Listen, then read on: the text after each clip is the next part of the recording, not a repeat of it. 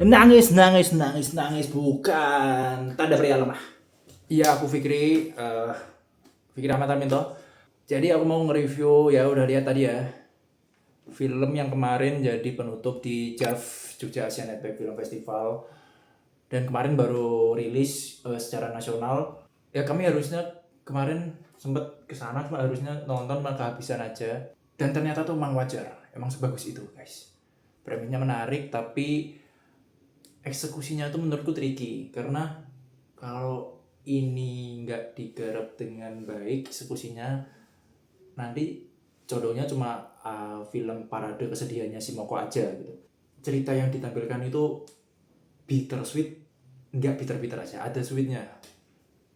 Case-nya juga, wah, kalau selain keren itu, eh, performa mereka itu bikin nyaman gitu. Chemistry-nya itu beneran kayak nonton sebuah keluarga yang banget, yang chemistry antara si Kak Moko dan ponakannya, Kak Moko dengan yang mau Kusnaedi sama Kiki Narendra itu, katanya juga treatmentnya itu lebih ke mencondongkan ke suasana syuting yang nyaman, yang lebih lebih nggak menggebu-gebu, lebih sesuai sama suasana adegannya gitu.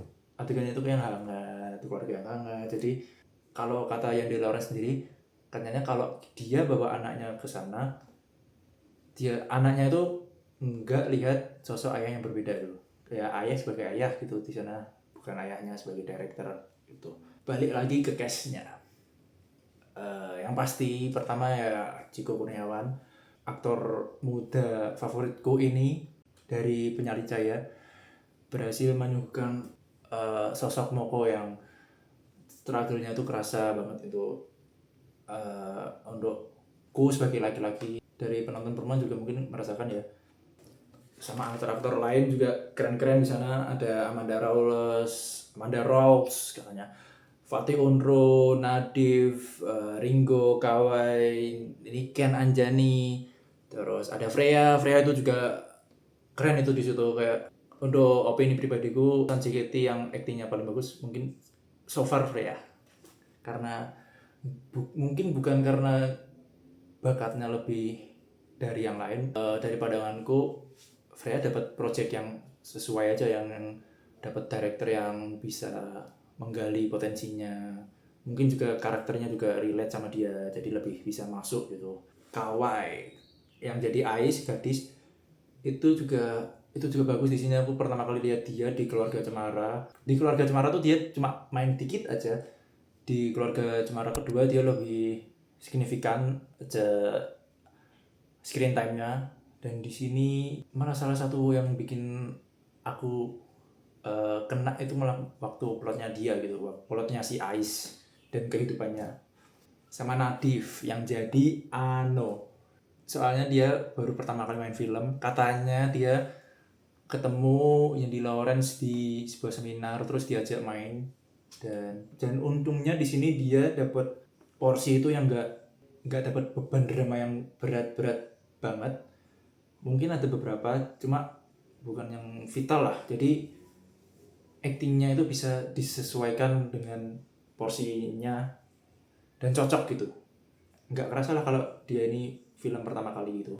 Dan ini salah satu poin paling berperan dalam menyampaikan pesannya biar bisa lebih ke memperkuat pesannya untuk sampai ke penonton adalah Sal Priadi itu, musik-musiknya itu benar-benar, dari liriknya itu, yang kita usahakan rumah itu sesuai banget sama suasana keluarganya si Moko, mesra-mesraannya kecil-kecilan dulu itu. Waduh, itu kita omongin nanti setelah ini. Let's roll. Maureen, kayaknya ini dapat pasangan kayak Maureen itu sebuah berkah ya, kayaknya untuk laki-laki, berkah. Dan mungkin untuk beberapa laki-laki yang mengalami struggle mungkin, jadi kan ini Moko itu kan struggle banget, dan Maureen itu selalu pengen bantu, dan dia itu perempuan yang dia tuh mau nungguin, mau struggle bareng-bareng sama si Moko, nggak mau ninggalin Moko, dia tuh bantu terus. Nah, untuk beberapa karakter laki-laki kayak itu kan mungkin bisa tersinggung gitu. Dan untungnya pisahnya si Moko dan Maureen ini tuh bukan karena si Mokonya merasa minder sama Maureen, tapi kayak dia tuh kayak menahan Maureen untuk berkembang gitu. Dan itu poin dimana perselisihannya itu bukan nggak dibuat hitam putih banget gitu. Jadi kita tuh nggak ngerasa Maureen atau Moko ini jahat. Kita tuh udah penonton udah dituntun untuk paham lah keadaan mereka masing-masing gitu. Oh iya, ada satu lagi karakter yang diperanin Ringgo Agus Rahman itu Mas Eka. Wah, itu bener-bener sosok om. Nah, kalau di sini kakaknya Moko ya. Jadi karakter yang itu real banget gitu. Pasti ada. Ya kalau di keluarga kalian tidak ada, itu berarti memang alhamdulillah, bersyukur. Soalnya karakter om yang kayak gini tuh kayak nyebelin banget. Dia datang tanya soal gaji, suka omongan gede banget, kayak dia itu tahu segalanya, tapi gimana ya, penyampaiannya tuh realistis banget gitu. Bukan ya, tonton sendiri lah gitu, nanti kayak ya kamu itu Moko gaji segitu oke lah, om itu dulu segini, tapi kan itu dulu ya, jadi kan dari 8 juta itu lumayan start kumpul. Itu kayak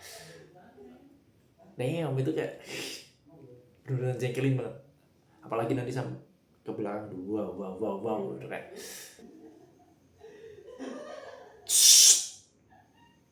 terus. Salah satu adegan yang aku suka itu waktu si Moko presentasi desain, dia tuh di situ kayak aku udah agak curiga gitu, kayak dia dibawa kayak akhirnya berhasil menyampaikan idealisnya sebagai seorang yang mengedepankan keluarga, dan di titik dia ada kayak ngeyel gitu, kekeh idenya mau ini.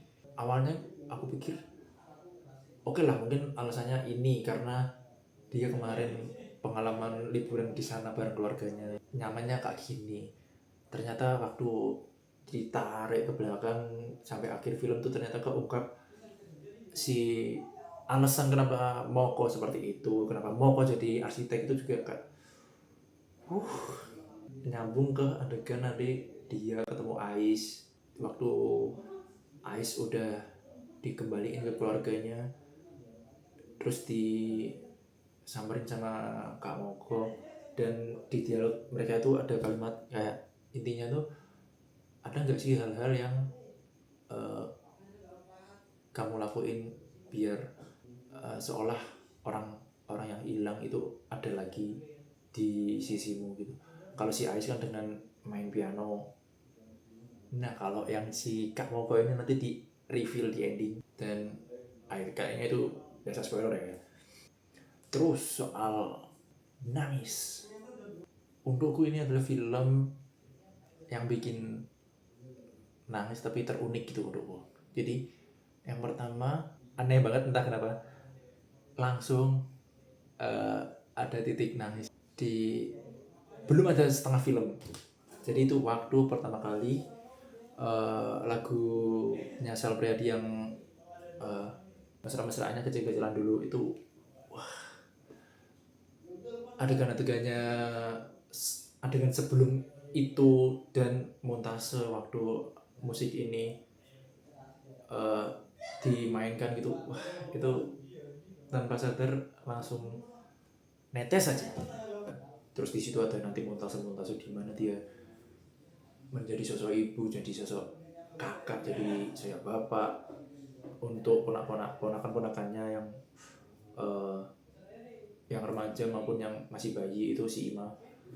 Dan di situ kayak itu pengen nonton lagi. Sama titik kedua itu ada di akhir film, dimulai dari nanti ada adegan berpelukan, itu waktu dialog jangan dibawa sendiri gitu, jangan beban ini jangan dibawa sendiri gitu. waktu itu kayak wah itu langsung sedih banget. Itu kan aku nonton sama teman-temanku ya, ada 2 temanku di kanan kiri, dan mereka itu kayak gini ya, aku tuh nangis nonton film itu biasa, cuma untuk sendiri, tidak pernah sama teman-teman, dan itu aneh banget. Jadi waktu adegan ini selesai dan udah rasanya udah turun, kerasa lah ya kalau udah ada segi, ada nanti ada turun, ada momen sweet, itu tuh kayak wah akhirnya ada momen untuk lap air mata, lap ini, nanti diserang lagi, deng, langsung ada poin, dah si ini balik, nangis lagi, aku lapi lagi, terus udah selesai. Dan di akhir banget nanti ada lagi waktu si Moko liatin ada salah 2 anggota keluarganya terus liatin tembok yang retak itu, nanti setelah kita tahu alasannya itu semua kayak aduh yang nangis lagi. Itu kayak bener-bener kayak diajar terus gitu. Dan menurutku sih kalau soal nangis ini, menurutku bukan soal cengeng atau kuat untuk seorang cowok maupun cewek ya. Untukku bisa menangis nonton film atau at least sedih lah, merasakan sedihnya itu kayak sebuah privilege gitu. Ini tentang mau atau enggaknya kita menginvestasikan waktu kita dan pikiran kita untuk masuk ke film yang kita tonton. Kita tuh mau fokus apa enggak gitu. Jadi kan enggak mau nangis sama memang enggak kena aja tuh aku masih wajar. Lu yang ya enggak relate ya enggak apa-apa gitu. Enggak kalau orang lain nangis nonton ini dan kamu enggak karena memang kamu enggak kena aja itu enggak apa-apa. Yang menurutku enggak sepemahaman sama aku lah, menurutku yang lebih ke enggak mau, lebih ke menghindar gitu, dengan mengalihkan perhatian mereka dengan buka HP, atau yang paling rese itu kalau ngejokes gitu, apalagi di bioskop ya. Kalau argumennya laki-laki itu yang ini nggak boleh nangis, yang ini boleh nangis gitu, menurutku malah untuk kamu yang jarang nangis ternyata ya ini di film aja enggak apa-apa, karena kemana lagi gitu. Kalau katamu di dunia nyata susah nangis, platform mana lagi yang bisa kita buat menuangkan perasaan itulah. Kan sekuat-kuatnya pasti ada rasa itu ya. Ya menurutku bisa merasakan apa yang dirasakan oleh karakter utama, mungkin enggak secara sepenuhnya merasakan, setidaknya itu bukan sebuah kemewahan sendiri gitu. Kita bisa merasakan banyak hal yang belum tentu sering atau bahkan nggak pernah kita rasain dalam kehidupan nyata. Berapa banyak sih emang orang yang ditempatkan di posisi si Kak Moko ini. Kita kan gak harus merasakan itu sendiri semua. Kita ibarat kita tuh meminjam pengalaman mereka untuk bertumbuh di kehidupan kita sendiri gitu. Jadi itulah kenapa aku cinta film. Skornya adalah enggak ada, karena dari aku awal nge-review di Instagram, aku udah nggak suka kalau nge-review itu ngasih nilai, karena menurutku yang penting adalah opiniku. Menurutku sebuah film itu enggak terbatas sama berapa ratingnya. Kalau ya bukan berarti aku nggak suka sama orang yang nilai ya, cuma aku sendiri nggak pernah bisa menentukan film ini tuh ranking berapa gitu. Jadi yang aku pingin tuh dari review-reviewku, ya udah kalian penonton pembaca mengira-ngira sendiri dari opiniku kalau aku ini seberapa suka sama ini. Ya intinya kalau aku mematok nih ini nilai bagus, ini 7, ini 8 gitu, rasanya tuh kayak nanti orang-orang bias sama apa yang aku bilang gitu. Aku pingin penonton itu kalian teman-teman itu bisa menilai sendiri dari pengalaman kalian. Mungkin ada beberapa orang yang kalau lihat review itu pasti kalau mau nonton itu ada ekspektasi tersendiri, entah ekspektasi bagus kalau reviewer yang kalian suka bilang bagus, atau ekspektasi jelek kalau reviewer kalian bilang jelek gitu. Jadi pengalaman nontonnya itu udah nggak polos lagi. Aku lebih suka kalau nonton itu nol, kita mau menikmati film ini, entah orang lain bilang jelek atau orang lain bilang bagus, yang penting kita sendiri, kita menganggap film ini tuh gimana, cerita ini nyampe apa enggak. Ya banyak hal lah untuk suka sama sebuah film. Jadi tonton sendiri, tonton bareng, terserah, sama tonton sendiri boleh, tonton sama keluarga boleh, sama teman, sama pasangan, sama terserah lah. Ya udahlah, itu untuk film Satu Kakak Tujuh Ponakan ini sebuah film yang berkesan untukku. Dan ya, jangan lupa tonton filmnya sendiri. Kita usahakan rumah itu. Ayo coba aja kemarin beneran nonton bareng di Jav.